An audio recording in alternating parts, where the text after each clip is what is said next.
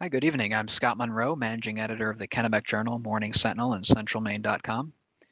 Thanks to the more than 250 people who are joining us tonight during this Thanksgiving week for the latest edition of Maine Voices Live Waterville. A big thanks, as always, to our presenting sponsor, Colby College, which has continued to support these programs as virtual events during the pandemic. Before I introduce our guest tonight, we have a word from Teresa McKinney, Diamond Family Director of the Arts at Colby College. Good evening, everyone. I'm Teresa McKinney, the Diamond Family Director of the Arts at Colby College, and it's a great pleasure to be here this evening. Thank you for joining us as this is the final Maine Voices Live Waterville. Colby College is proud to be the presenting sponsor of this event, which is helping to keep our community connected during these days of social distancing. This evening, we look forward to hearing from the new Carolyn Muzzy Director of the Colby College Museum of Art, Jacqueline Terrassa. Tonight, you will hear more about her vision for the museum that will bring together its academic, research, creative, and community engagement work. Jackie is leading the Colby College Museum of Art at a time when it has significantly expanded the depth and diversity of its collection and grown its national reputation as one of the most respected college museums in the country. As Jackie so eloquently stated, as it was announced she would be coming to Colby, we will continue to create an expansive, inclusive model for what an art museum can be in collaboration with the many communities the museum seeks to serve, while also continuing to open new ways of understanding American art, art history, and art practice in relation to a constantly evolving, diverse, and complex world. Jackie, we are so pleased to have you here, and we look forward to a dynamic conversation this evening. Thank you. Thank you, Teresa. And as you mentioned, this is our final event of the year, and we'll be in touch soon on our slate of guests for 2021. And now on to our featured speaker. Jacqueline Terrassa, a native of Puerto Rico, recently began serving as the Carolyn Muzzy Director of the Colby College Museum of Art. The Waterville College says she is leading the museum at a time when it has significantly expanded the depth and diversity of its collection, while growing its national reputation as one of the country's leading college museums. Jackie earned her BFA from Washington University in St. Louis and an MFA from the University of Chicago. She began her museum and cultural management work at the Hyde Park Art Center, a community art center in Chicago. Jackie served as Vice President for Learning and Public Engagement at the Art Institute of Chicago. She also worked previously at the Met, where she helped establish inclusive studio art programs for residents. She also directed public programs at the Museum of Contemporary Art, Chicago, and has worked at the University of Chicago's Smart Museum of Art and the Freer-Sackler Gallery at the Smithsonian Institution. Interviewing Jackie tonight is Portland Press Herald features reporter Bob Keys. Bob and Jackie will talk till around 7:40, 7:45, and then we're going to take questions from all of you. Some of you have already submitted questions in advance, and we thank you for those. You can also submit a question during tonight's discussion by using the Q&A feature on Zoom. We hope to get to as many audience questions as possible before wrapping up around 8 o'clock. So please now welcome to the Zoom stage, Jacqueline Terrassa and Bob Keys. Well, hello, everybody. Good evening, and thank you all for tuning in. I'm enjoying looking at our chat box and seeing that we have folks not only from all over Maine, but from Arizona and Florida and various other locations. So thank you all for paying attention and giving us some of your time. And Jacqueline, I want to say it's a great pleasure to finally meet you. We've talked a few times on the phone, and of course I use the word meet in the context of 2020, but it's great to see you and to communicate with you directly. I appreciate you taking some time tonight so we can talk in depth about your move to Maine and some of the things you're going to be accomplishing at the museum. And I want to just start by saying, as I was preparing for this interview tonight, I was thinking about your life and in your work, and I was struck by how challenging it must be for you to arrive at such a position in the middle of a pandemic. Throughout this year, we've all been hunkered down and entrenching in our worlds. You have been in near constant motion since this began. Have you settled in? And what has your life been like? Thank you so much, Bob. And I just, first, I want to say thank you for having me here, and to Teresa for that introduction, and to all of you for being here tonight, because I think this is such a great series for people like me who are new to Maine, especially to get to know people in the community and what's going on, and who really makes, who's making things happen, no matter what our circumstances are. So thank you for having me. Constant motion seems right. I think that I've been reflecting on the fact that I'm moving here at this time, and it certainly has not been easy to figure things out, you know, where to live, like how to get to know my staff, how to build a team. When you have to have meetings by Zoom, even if we can have at Colby some meetings, distance meetings in person because of the approach that we're taking at Colby. But nonetheless, at the same time, I've had the privilege of having something to look forward to for months. And I think that is something that so many people haven't had. So I feel, you know, even as it might be hard for me at times, I also feel just so incredibly privileged about having a great job, number one, not something everybody can say right now. Being able to think about the future, my future, and the, you know, kind of more in the last few months, kind of this new job, but also just the future of the museum. And I think that that is a really rare opportunity for many right now. And it's that constant motion has been for a purpose, and I feel really great about where I've landed. Settling wise, as I was mentioning right before we started, I am still very much in transition. Settling has not happened. I just moved into a new apartment, started to this afternoon. So I'm literally between two spaces. And that's, I think, very metaphoric about where I am right now. Well, given that you are in the process of moving literally today, thank you again for doing this. How are things at the museum? What is it like to direct a museum people cannot visit? I imagine it's kind of surreal not being able to do the work that you're so used to doing. Yeah, you know, and thank goodness that we can be open to at least the Colby community. Again, because of the approach that Colby College has been taking to ensuring the safety, or to the degree that we can, of our students, faculty, and staff. So at least that is a core community where, after all, an educational institution, at least we can do that. We can have classes in the museum, students can come, faculty can be there, you know. That said, one of the things that as an educator has been so challenging about this time, and I think back about the early days of this pandemic when I was still at the Art Institute, is kind of almost a sense of grief. Oh, well, it is a grief over not being able to gather in a room with strangers to look at art together and to learn from each other and talk about things and make art together side by side, you know, that kind of interaction that is so core to museum experiences, or, you know, and to not be able to make that happen in kind of at a scale, in a way, or in the kinds of ways that we're so used to doing. So this has been a complete process of sort of adapting to the tools that we have, and finding really creative ways. My team, I mean, the staff at the museum have found really creative ways of figuring out alternatives that keep people connected, keep people making with their hands, even if it's not in the space we're providing in the museum. Yeah. What are you showing right now? What art are on the, what paintings are on the walls, and do you have exhibitions up, or what do you? So we typically this time of year we are in a process of deinstalling the fall exhibitions and mounting the exhibitions that will open in February. So in the winter, and will extend through spring. So right now, what is up is our permanent collection.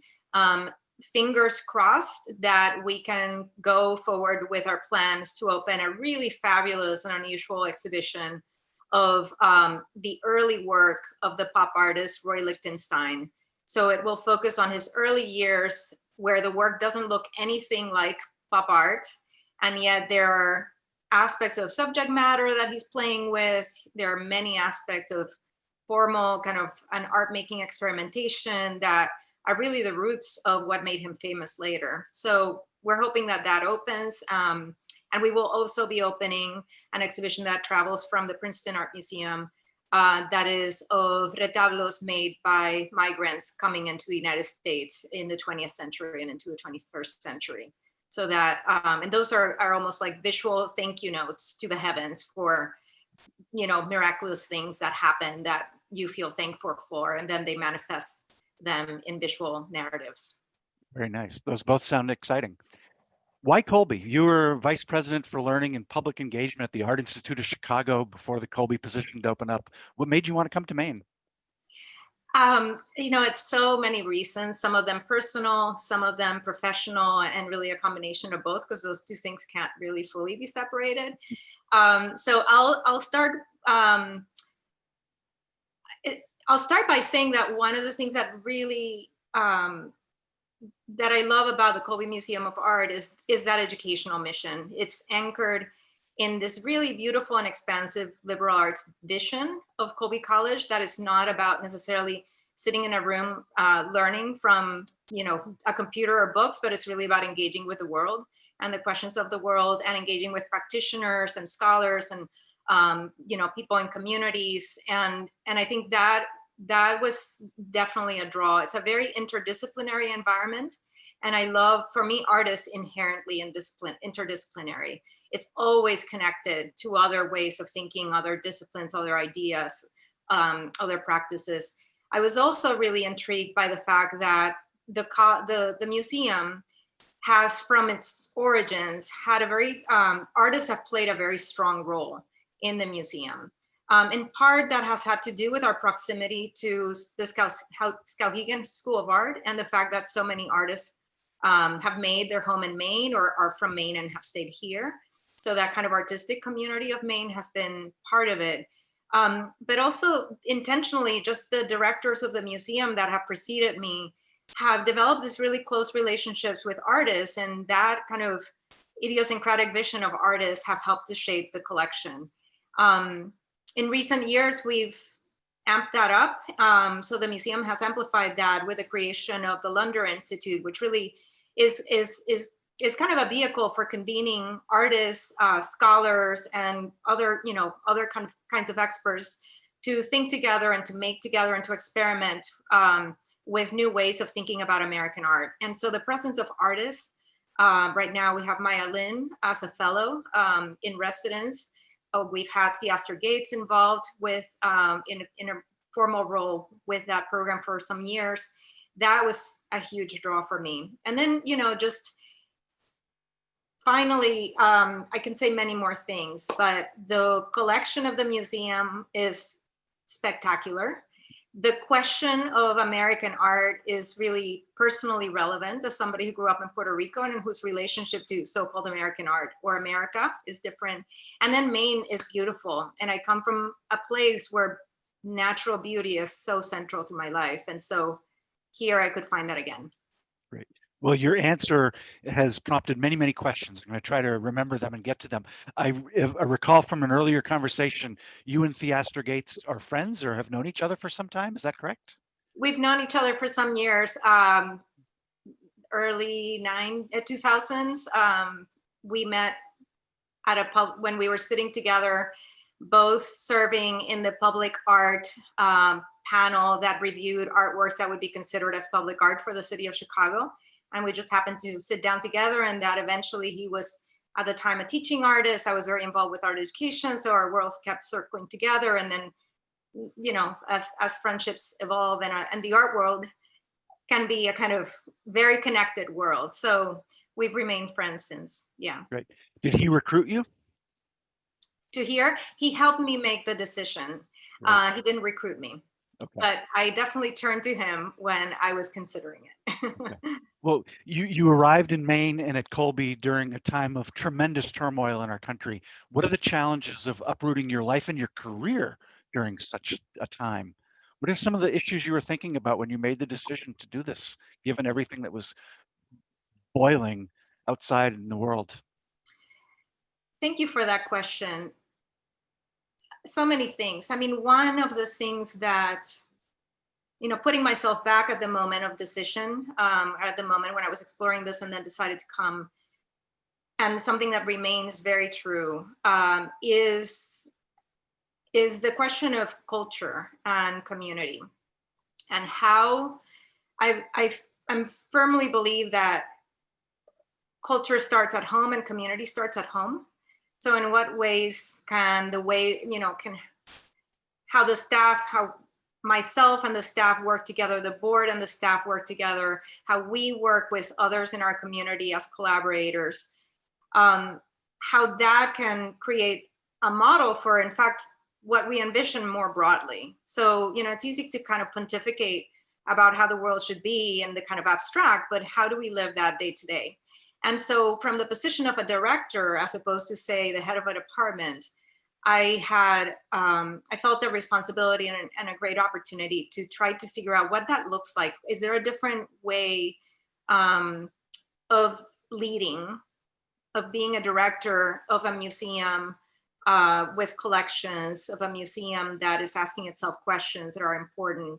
So that was a really important component. And then, as I said before, this notion of American art, being a museum is we're not only about American art, but that's certainly a very, very strong focus. And given given the events of the last number of months, I felt that that question is more relevant than ever, because in some ways, part of the crisis that we've been experiencing has to do with the notion that some people count more than others, or that some people are more Americans than others. And what is America after all? When is an artwork an American artwork? So kind of expanding, and I again, growing up in Puerto Rico, my understanding of America was the Americas, plural. Mm-hmm. It was a kind of hemispheric notion of America. And I've always been a little bit resentful of the term America as a substitute for the United States, because there's the rest of the hemisphere. So that for me was a really interesting kind of personal and intellectual and even political question. Absolutely. On a personal level, and as a woman of color, how are you coping with everything that's happening in the Americas right now?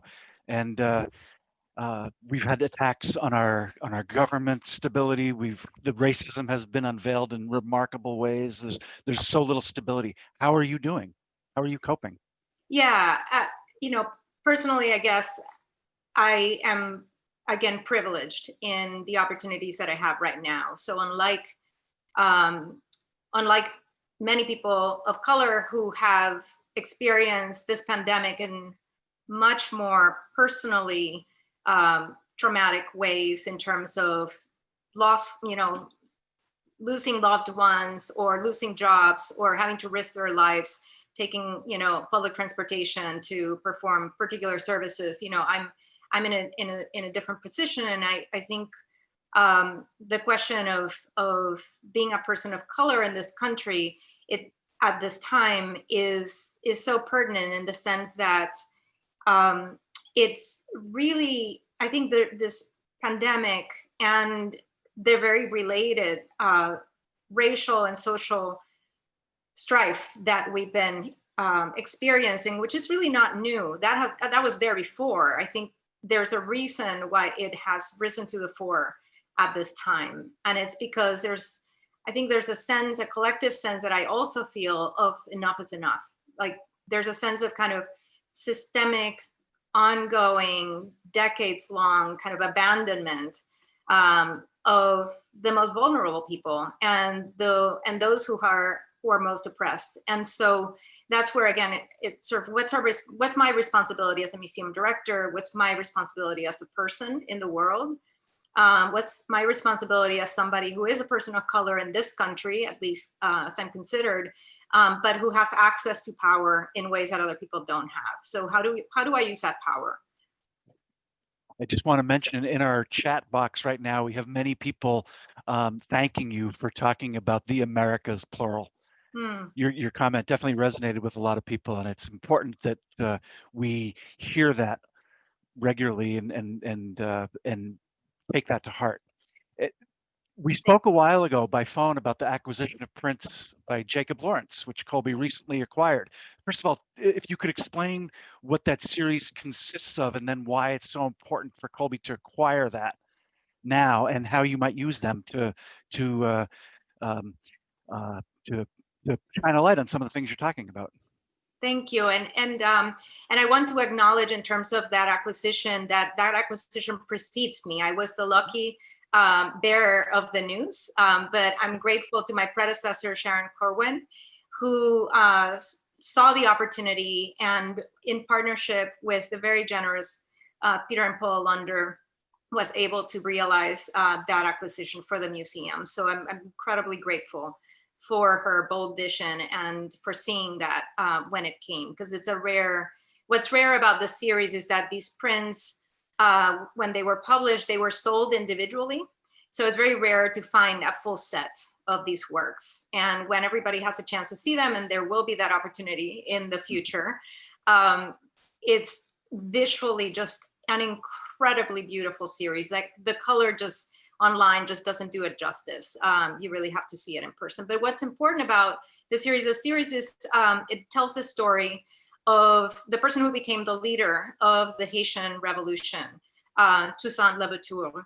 And it's a really important set of prints because it is based on a series of tempera paintings that Jacob Lawrence, one of the most important artists of the 20th century, a series of 41 tempera paintings that he made when he was barely 20 years old. I mean, he was the age of our Colby College students when he was making this, which to me is just incredible. And after that series, he went on to make more famous series, such as the Migration series, that is, kind of catapulted him to fame. But then 50 years later, almost kind of towards the end of his life, he returns to that subject matter and to that series. And he creates this series of silk screens. And so to me, that tells me that for him, for the artist, there was something incredibly important about the subject matter that he would revisit it, because he didn't really have to do that. And so what is relevant, I think, to us now is that the subject matter is, here's it's almost like a 20th century version of history painting. But about an event or a kind of a historic event that happened in the Caribbean, which we don't often talk about, and resulted in the first republic created by formerly enslaved people from Africa. And yet, in spite of that, which was an incredible achievement in terms of the revolutions of that period, nonetheless, even to this day, Haiti continues to be a place that has been neglected by the international community, and a place that has an incredibly thriving culture, but that often is just not looked at. And it's just an example of how the struggle for liberation is, there can be an event like obtaining freedom during a revolution, but that doesn't mean that is true freedom. That doesn't mean liberation has truly happened. So it kind of creates this ongoing question about what is freedom and when do you actually attain it? I know we can't see these prints in person, but are they available online, and what are your plans to show them?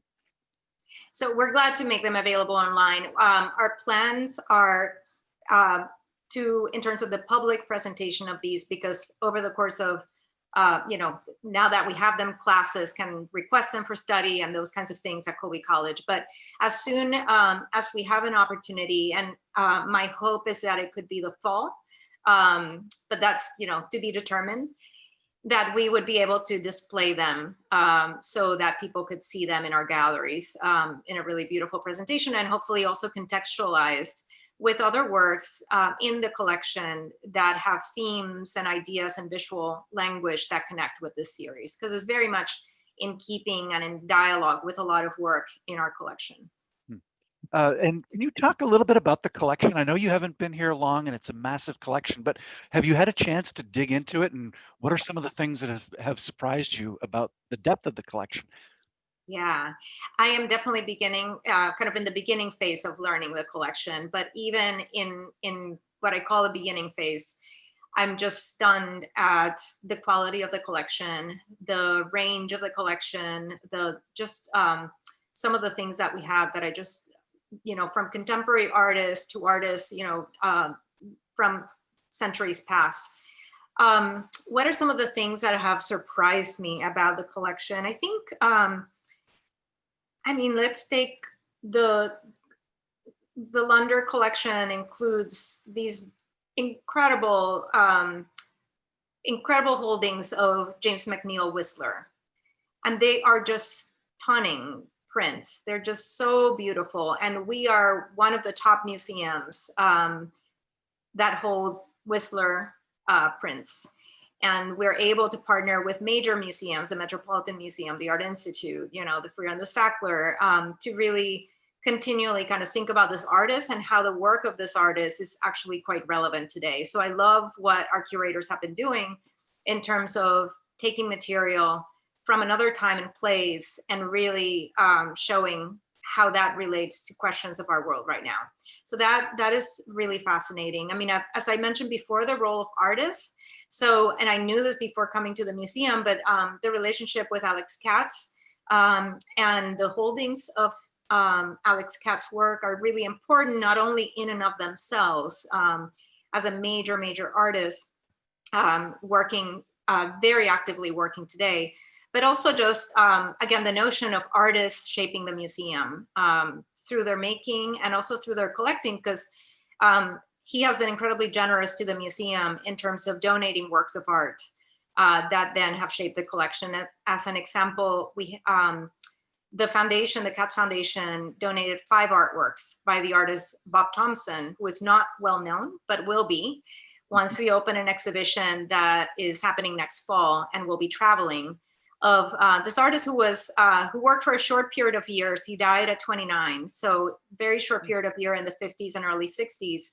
African-American artist, very much working both within the stories of art history in terms of European kind of canon of art history, but also very much working in defiance of that canon. So, that is surprising that we have those works, for instance, and that we could then, it gives us an opportunity to develop an exhibition from it. Yeah. So those are just examples, yeah. Have you had a chance to meet Alex Katz yet? Have you talked to him? By phone and Zoom, and that's been a pleasure, yeah. I'm sorry if I missed this, but were these paintings acquired through the Katz Foundation? The 5 Bob Thompson works, yes. Yeah, okay.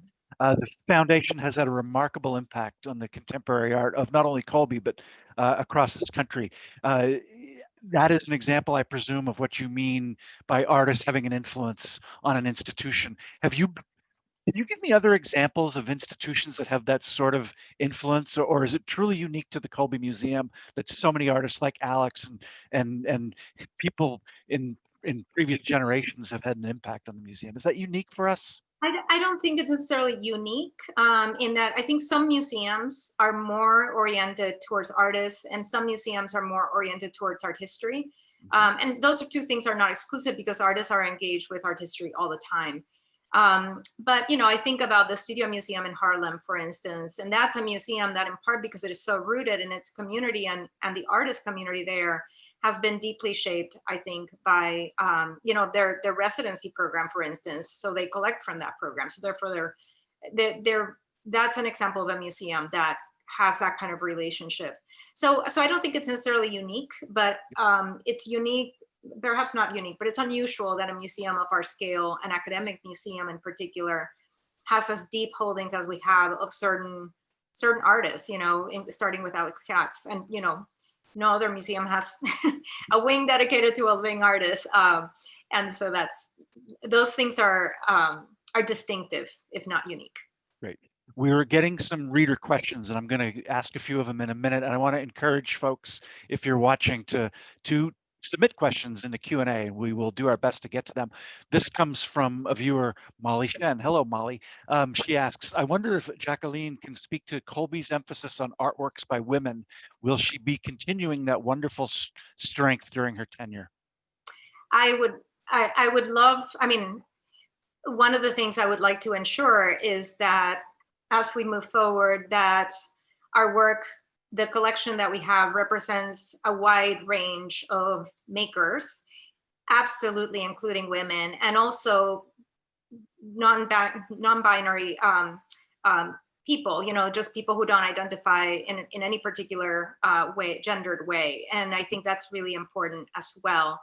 And I'm interested in the opportunity of developing relationships with artists who also where eventually there might be, those kinds of deep holdings that we've seen with what so far have been primarily male artists in terms of the deep holdings that we have. Right.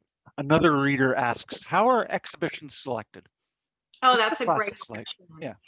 And I'm very much learning kind of what we've done before, and also shaping with my staff what we do in the future. And it's also inflected by conversations with the board about the overall kind of direction of the museum. And so, diversity was a real priority for the museum starting a number of years ago, and continues to be. And I don't mean diversity in terms of like we need to count, the number of people of, this color or that color, or this gender or that gender, but just a consciousness that that we have a representative collection of the variety of practices, of makers, of cultures, of histories. So I think that, the certain values really drive the process of deciding what we exhibit. There are always opportunities that come our way. We're thinking a lot about the relationship between our collection and our exhibitions. So that Bob Thompson example is one of them. We have these few works, but it gives us an opportunity to go in further depth. The Roy Lichtenstein exhibition is another example. We had this early work by Roy Lichtenstein, and it prompted a question about that early practice and of Roy Lichtenstein, and it led to an exhibition. So I think that is something I'm interested in continuing, of where there is a kind of nexus within the collection, but then it goes beyond as well. We make decisions on very practical levels. First of all, kind of really conversations among the staff. So guided by broader values that are established with the board, we have conversations among the staff about opportunities, interests in the broader kind of our broader community, interests in the college. What are students asking? What are students thinking about? We very much think about, are in conversation with faculty who may have also ideas or want to collaborate on exhibitions, because we want to ensure that our exhibitions are useful within the kind of curricular and academic context of Colby as well. That's really important to us. And then, it's a little bit of a creative process, and a little bit of looking at what's already there, and therefore what counterpoints does that need? What sort of tenor do we want for a particular season? So it's a little bit of kind of an orchestrating the whole. And then, what are the questions that our staff have that they want to develop? What are artists they're looking at? What are past moments in history? Yeah. Do you have a favorite artist, or an artist you would like to involve in Colby who's not involved now? Oh, there are so many artists that we would like to involve. I don't have a particular person right now. Yeah, I don't have a particular person. Yeah. One of the things that we're talking a lot about is this year we've had the opportunity to work with Maya Lin, and just environmental justice is so important on so many levels, and it really intersects with questions of race and equity and all of that. But there are artists who are making, really, like Maya Lin, such poetic ways, works in that kind of dialogue. So that's sort of a strand that we might pursue further. Our photography holdings are very much increasing thanks to the generosity of a number of donors, including one of our board members, Bill Ciaras. And so that is offering us opportunities to think about the medium of photography and the practice in photography, and the ways in which that might, that just opens new opportunities for us. Sure. Could you talk about Maya Lin and what her role will be? What can we expect from her residency? So she's very actively in the middle of her residency. From the beginning, she, and this was even before the pandemic, she was interested in a virtual residency because part of her work now involves really reducing the carbon footprint of that, her own carbon footprint. And so, so during the pandemic, she's been in dialogue with quite a number of classes. She's been developing a project that is ongoing called What is Missing, that has to do with our environment. She's collaborating with faculty and students and the Environmental Humanities Program and the Environmental Sciences to develop that series, and reaching out to new partners as well to really kind of understand what that, what questions of environment really look like in Maine. And then she did a session, a really wonderful session with K through 12 educators in Maine around that project. So that was a Zoom session. And then later in the spring, hopefully in person, we'll see, she will give a public talk as well. So, so it's really work in progress for her, stretching her own practice, and then, you know, expanding how we think about art in relation to these larger issues as well. Wow, what an opportunity for students and teachers. It's great. This is one of the benefits that we're dealing with right now, is the opportunity to reach people who may not want to be physically in the place, but we can reach them in other ways. And we have a question from somebody here. Many Maine residents cannot travel to Colby. What plans do you have to reach out to them? What opportunities are we going to realize because of the pandemic in terms of that broader connection?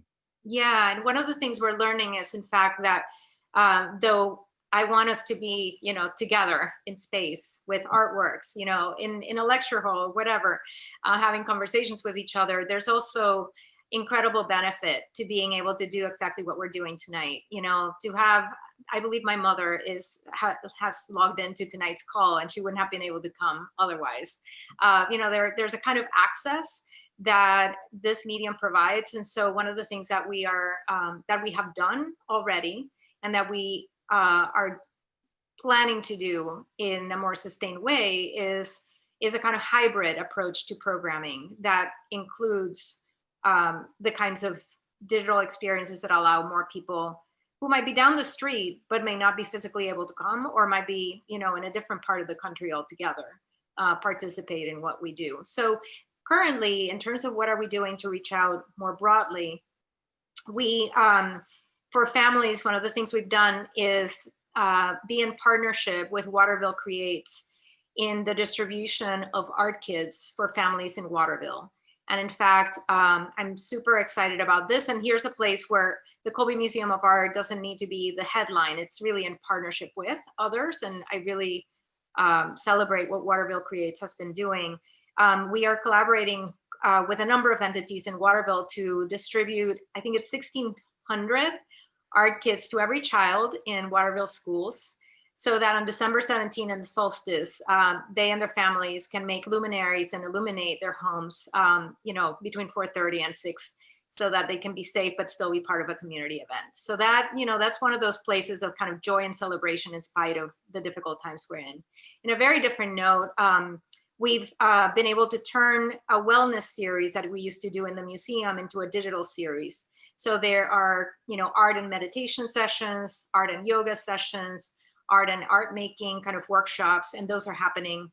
You can access them through Facebook and on our website.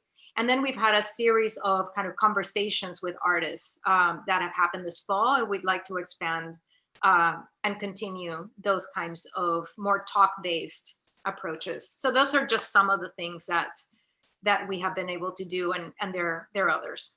Okay. Colby and the museum have both been very active in downtown Waterville. What is the status of the various projects that the museum and the Institute are involved with downtown? Yeah, I'm so excited about what's happening in Waterville. And again, that's another case of, it's part of what makes it messy, because sometimes people are confused. Well, is that, you know, is that the museum? Is that this? Is that, which entity is that? So I'm excited about how downtown is transforming in terms of really becoming a kind of happening place for bringing forth the incredible arts and culture that already are part of this community, but really creating spaces to manifest that. So the first thing that will happen is that we will open, and we is the series of partners involved. And in this case, it's a series of arts partners involved with Colby College and others.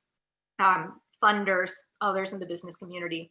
So we'll open the Arts Collaborative, which is towards the, I guess, the south end of Main Street. And that is very much a space where the first floor will be public for public kinds of participatory activities. And then the top floors will be spaces for artist studios, for researchers to come as part of the Lunder Institute and those kinds of things. And for students and faculty and community members to kind of be in process within that space, but always with a community connection as well. Yep. And then in a year, so that's sometime this spring, in a year, the Shop Art Center will open, and there the museum is just one part. It really is mostly a space where the various entities that are part of Waterville Creates will be the main programmers of that space. So cinema, the Opera House, Common Street Arts, so very much a kind of art center environment. And then a year later, Colby College will open its performing arts space that is on campus. But it really is all kind of part of this growth of the arts across Waterville, and very much anchored in this idea of collaboration. The public library is a partner, again, the business community, other entities. And the pandemic hasn't really slowed that process down, has it? Luckily, and my colleagues involved in the construction and kind of revitalization of these things can speak more about it, but we're mostly on track in terms of the building part of it. And what we are doing on the programmatic part of it is really thinking about different scenarios. So if we open the Arts Collaborative in April and we can't all be together in a room, what does that look like? So there might be a kind of, so we're kind of looking at different scenarios for how we can still honor the values and the vision and the intent of what we want to do and begin to engage people, but in a safe way still. How did you become interested in art? Oh my gosh, I don't remember a time when I was not. Mm-hmm. Yep. And I was always that kid that was drawing. I really cannot remember a time when I was not sort of drawing. And early on, my mother signed me and my brother up for an art class that was taught by a woman who ran these art classes for kids in her home. And my mother says that I would not leave. So the intent was to put my brother in the class, but apparently I wouldn't leave. So she enrolled me as well. And I loved those classes, those Saturday classes. And my mother and my grandmother always were very encouraging. My whole family, my dad loved art. My brother made very different kind of art, but has always been a very creative person. He makes photography. So kind of art has always been part of my family in some way. There's always been appreciation for culture, visual art, as well as music, literature, different art forms. So yeah, I had a home environment that really encouraged that. And it just was never a question in my mind that whatever future there was for me, it would involve art. You make art yourself still? I believe you do fabric work, textiles? I make art, although it's a challenge to have the job I have and make art, and that's it's a constant challenge. But I do make art, and I write some poetry. I've never published it or anything like that. But mostly what I make is sort of mixed media work. It's always been based on some idea of drawing, but drawing with materials. So it's very a materially kind of based kind of practice. And so the most recent things that I've been making over the last number of months have involved very tiny, literally they're about 2 inches by 2 inches. They start as watercolors, and then I start embroidering on them, and they're quite abstract. And I think in retrospect, now that I have a number of them made, they're almost like internal landscapes of what I'm experiencing. But for years, I made art that was based on my mother's garden. And at times it was quite abstract, but also very kind of, materials are really, the kind of tactile quality of art is really, I love that aspect of it. Other than your mother, who are some of the biggest influences in your life? In terms of art? Yes. Yeah. In terms of art, I have to say, a person who I would not be here if it wasn't for her, was the mother of a friend of mine in, elementary through high school. Her name is Silvia Blanco. She sadly passed away maybe a year ago. She was a ceramic artist in Puerto Rico, very active, well known in Puerto Rico.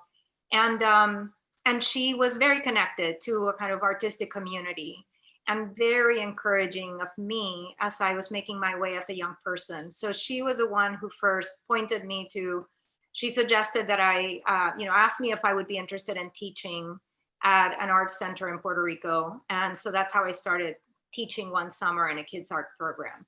And she was the one who also suggested that maybe I would be interested in an internship at the biennial, the printmaking biennial in Puerto Rico, and introduced me to the people there. And I would have not thought about these opportunities. I mean, I'm so grateful for her.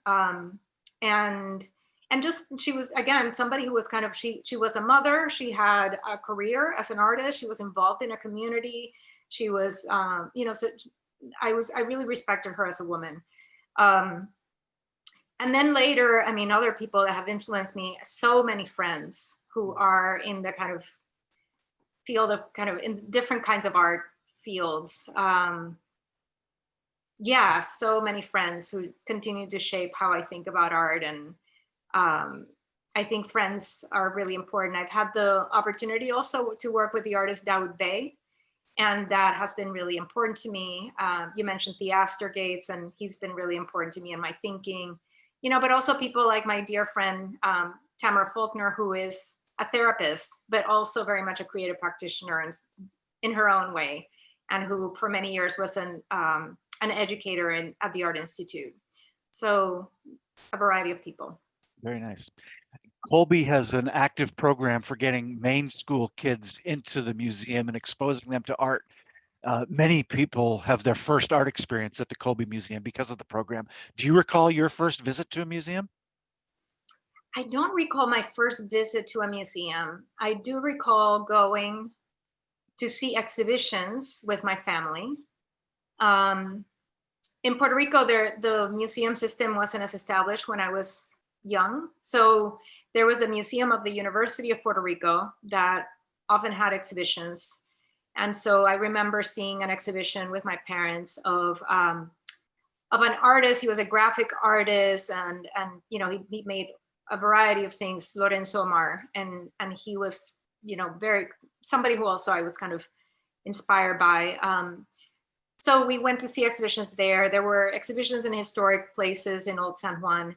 And then there was the museum in Ponce, the Museo de Arte de Ponce. And I remember going there, but I can't tell you that at the time, that was really kind of the thing I looked forward to in that moment. I liked seeing exhibitions.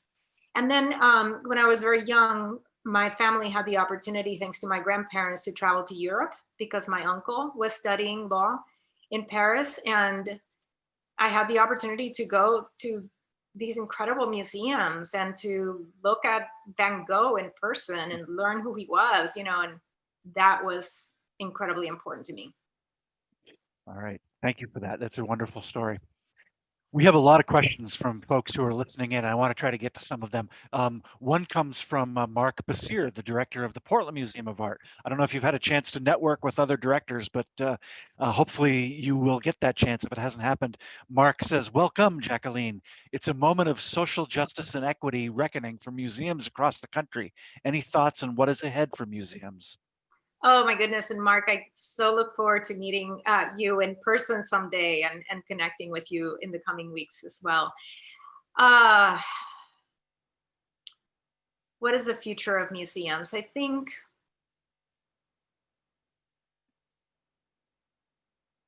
I think it goes back to this question of values. I think that the field as a whole is in a moment of reckoning, accepting, understanding that the history of museums is fraught. Each of our museums has different histories, different origin stories, but the concept of a museum is rooted in ideas that are no longer, necessarily kind of the ones that we might hold today. And at the same time, there is such value to being able to learn from objects, learn about the people behind the objects, learn about the communities and the cultures through the object, the artwork, the thing that we have in front of us. And so I think the future of museums in partly is accepting the sad and perhaps imperfect origin story, and embracing the things that are worth holding on to, which are many things, and then using those things that are really worth holding on to then create new opportunities for bringing people together in dialogue with each other. I think, again, going back to that idea of a group of strangers gathering, some of the most profound conversations that I've been part of have happened in those spaces, because you kind of have, it's so hard to talk, say, about race abstractly with anybody, but all of a sudden you're confronted with an image that expresses a lived experience or a feeling or a set of conditions, and together you're unpacking it, and you're talking about the things, you're talking about your own life, you're talking about how you relate to the work, you're talking about how somebody else is relating to the work, you're seeing if your idea of the work is similar or different to somebody else, and all of a sudden we're kind of seeing from new perspectives. And I think that is so important to the future of museums. And I think the other part about the future of museums is the community engagement piece. I think too often institutions, we've done things for an audience, or thought of audiences in the abstract, forgetting that audiences are people. And I'm really interested in how we can collaborate with people, and people with a variety of histories and ways of knowing, in order to actually create the content of what happens in the museum. What are the kinds of knowledge that need to come together to understand the different artworks that we hold or that we could have. All right. Here's a tough and timely question. You have come to the whitest state in the nation. How welcoming is that for you? And how might you respond to resistance to changing that percentage? Thank you for that question. And I've thought about it prior to this moment, in part because it struck me that so many people have referred to Maine in that way. And according to the census, we could say it's true. And I'm not going to deny the facts of the census for sure. And at the same time, I think it's not necessarily a helpful narrative, because the reality is that saying that, if we continue to say that to ourselves, it might further erase the fact that that is not the, let's call it, the natural state of the state. There were indigenous people in the state, and if the state became demographically and culturally different, it was through a process of displacement and even genocide. It's just, that's a very strong word to use, but it's through a process of violence, of colonial violence, even if it was sort of settler kind of colonialism. And so I think that I think what perhaps is more useful to recognize that history and to acknowledge it, and then to also recognize that there is, I forget exactly the percentage, I think it's 94% people who self-identify as Caucasian or white. But what's the other 6%? And how do those individuals, how do we come here? And what are the cultures? The fact that it might be a small number doesn't mean it's not important. Right. Is there any artwork that you would recommend we check out that could provide solace or great provocation during these times? Oh my gosh, so many. I would say I have been personally, and I'm not somebody who has like a favorite artwork. Because my favorites change, but I've been going mentally and physically, because I'm lucky to be able to do that, to a painting by the North California artist Joan Brown.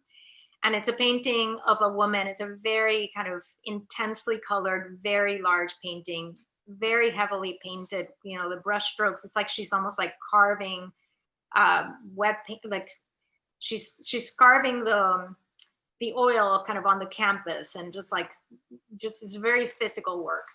but it shows a woman in her bed surrounded by this like ocean of intense colors. Oh, thank you. That's it.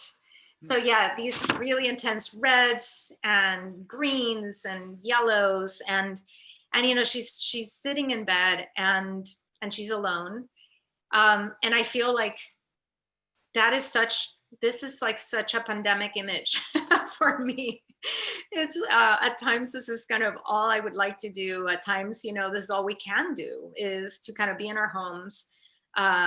Many people live by themselves. And so just kind of, what does it mean to be by yourself these days? Or what does it mean to be home?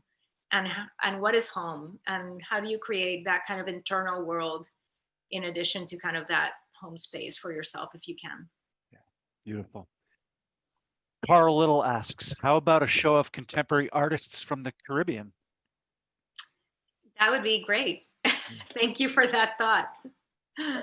Is there much in the collection from the Caribbean? Do you know yet? Have you had a chance? We have some works by artists. For instance, we have a really wonderful painting by Carmen Herrera, who is a Cuban artist. We have I was surprised to encounter a work by an artist that I knew when I was a child, not personally, but of her work. Celia Sanchez, who is a Puerto Rican. Actually, she was Cuban and then moved to Puerto Rico and then has been in Puerto Rico for many decades.